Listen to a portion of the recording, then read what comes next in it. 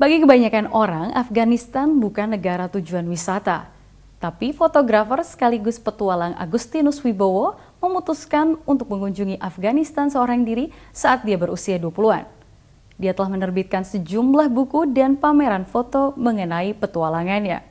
Rebecca Hanchke menemuinya di Festival Penulis Ubud baru-baru ini dan menanyakan alasan mengapa dia mencintai Afghanistan. Saya langsung jatuh cinta kepada negeri yang sangat misterius buat saya.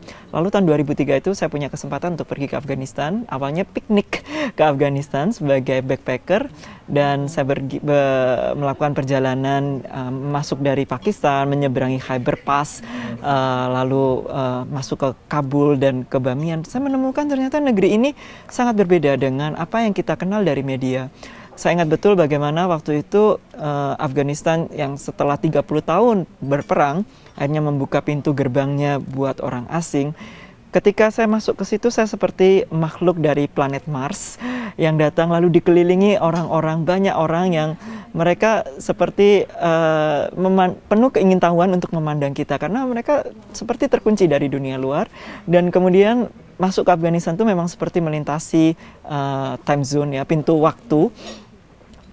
Time machine, mesin waktu, di mana seperti kita mundur 100 tahun lebih, orang-orang di Afghanistan masih menggunakan kamera yang berupa kotak kayu dan fotografernya mengintip dari lubang kecil, kemudian fotonya ya dikibas-kibas dan kemudian itu secara misterius wajah kita akan muncul. Jadi buat saya itu adalah magic.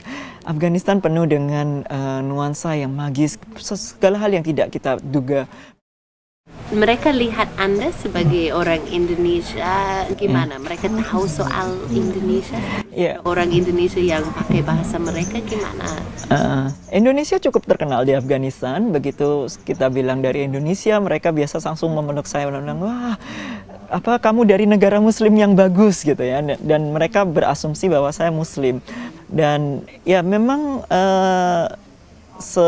sejauh ini ancaman keamanan terhadap orang Indonesia sangat minim karena Indonesia sangat dihormati di negara-negara Islam seperti di Pakistan, di Afghanistan atau di Iran, di mana ketika kita mengatakan dari Indonesia mereka sangat tertarik untuk mengenal lebih jauh tentang negeri kita.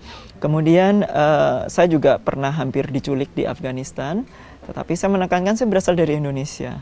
Dan akhirnya dia juga melepaskan saya gitu. Jadi memang waktu itu saya naik taksi tengah malam. Jadi kalau di Afghanistan itu modus penculikan tuh biasanya orang asing diculik oleh sopir taksi dan sopir taksi menjual ke Taliban. Lalu Taliban bisa meminta biaya yang sangat tinggi dari kedutaan negara yang bersangkutan.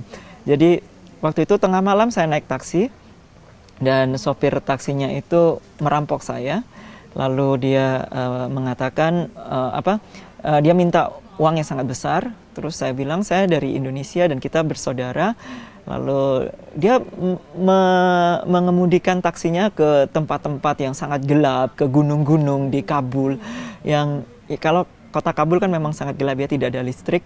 Nah kemudian saya menekankan saya dari Indonesia, kita adalah sahabat. Lalu saya membacakan doa-doa Al-Quran dari ini, doa-doa agama Islam. Akhirnya mereka juga sopir taksi ini akhirnya berubah pikiran, lalu dia mengantarkan kembali saya pulang. Di Indonesia sekarang ada sedikit kelompok yang keras atau ekstrim atau apa mau sebut apa, mereka semakin kuat di sini, suara mereka didengar oleh pemimpin. Gimana menurut Anda secara lihat di Afghanistan, apa pelajaran untuk Indonesia untuk sisi itu? Iya, mungkin kita perlu belajar bahwa politisasi agama itu sangat berbahaya, di mana kalau kamu menentang sekelompok orang yang menggunakan agama, mereka akan mengatakan kamu menentang Tuhan. Padahal yang mungkin yang kita tidak setuju adalah cara pikirnya atau pelaksanaannya. Sedangkan misalnya Taliban atau beberapa rezim yang selalu bermain dengan agama, mereka menutupi korupsinya, menutupi perilaku yang tidak sesuai dengan ajaran agama hanya dengan label bahwa mereka adalah wakil dari Tuhan. Apabila istri menolak diajak berhubungan seksual dengan suami, maka suami berhak memukulnya. Dan itu sebenarnya adalah semacam kontrak politik, ya, dengan golongan Syiah, di mana akhirnya undang-undang itu diloloskan. Tapi karena akhirnya mengundang protes dari komunitas internasional yang ada di Afghanistan, akhirnya karena saya juga membatalkan undang-undang itu. Jadi kita lihat ketika agama pun sebenarnya juga digunakan untuk kepentingan politik gitu. Jadi pihak-pihak yang berkuasa itu menggunakan, kamu melawan agama, kamu melawan Tuhan, atau ya kalau kamu melawan kami itu sama dengan kamu melawan Tuhan, sesuatu seperti itu.